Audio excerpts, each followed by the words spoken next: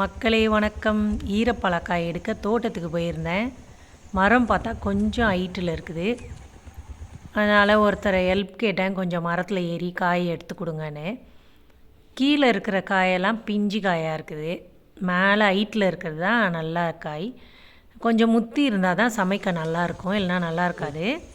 யாருக்கெல்லாம் ஈரப்பழக்காய் தெரியும், சாப்பிட்ருக்குறீங்கன்னு கமெண்ட்டில் சொல்லுங்கள்.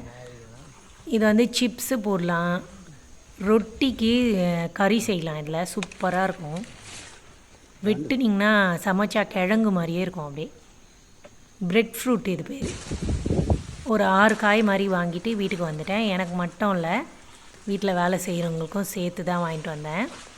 சேனலை சப்ஸ்கிரைப் பண்ணிக்கோங்க. வீடியோ பிடிச்சா லைக் பண்ணுங்கள், ஷேர் பண்ணுங்கள், கமெண்ட் பண்ணுங்கள். அவ்வளோதான், பறித்து கொடுத்துட்டு இறங்கிட்டார். நானும் காயை வாங்கிட்டு வீட்டுக்கு போயிட்டேன். தேங்க்யூ.